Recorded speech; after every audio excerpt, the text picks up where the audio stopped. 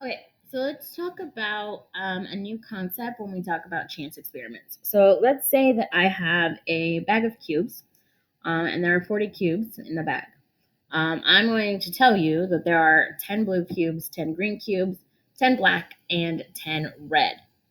So we're talking about a chance experiment again. So, like, if I were to pick out a cube from the bag, I don't know which color. I can't manipulate it unless I'm looking, which in this case, like, I'm not looking.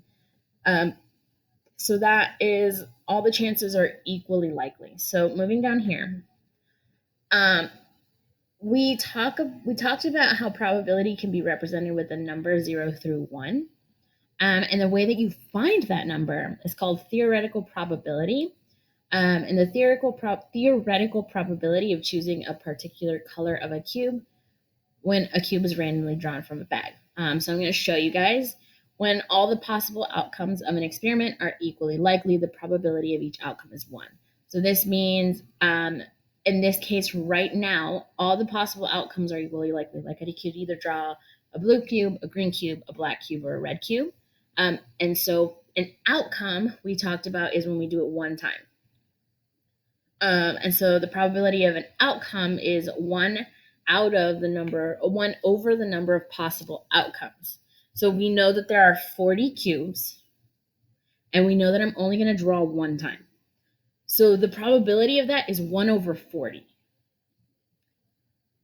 Then we have an event. An event is a collection of outcomes. So think back to the cup that we were flipping, and the possible outcomes were it on its side, up, or upside down, right? But then he did it 5 times. So an event is those 5 times. It's that collection of the 5 times that they flip the cup. And so an event is a collection of outcomes, and when the outcomes are equally likely, meaning like we can't control anything, everything is an equal chance. Like here we have 40 cubes, 10 of each. There's no like one is greater than the other. The theoretical probability of an event can be expressed as the number of favorable outcomes. So the cup, I want it to land on its side.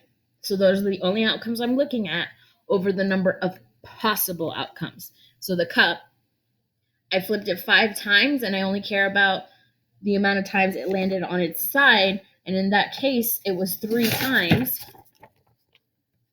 Looking at that, it was 3 times that it landed on its side out of the 5. In this case, we're talking about the theoretical probability of drawing a blue cube. If there are 40 cubes, that is the total number of cubes or the number of possible outcomes, and that's our denominator. You're going to put in parentheses right here, the blue is what we're looking for. So the number of blue cubes, there's 10, over the number of cubes total is 40. So the theoretical probability is 10 over 40. And we simplify that, and that equals 1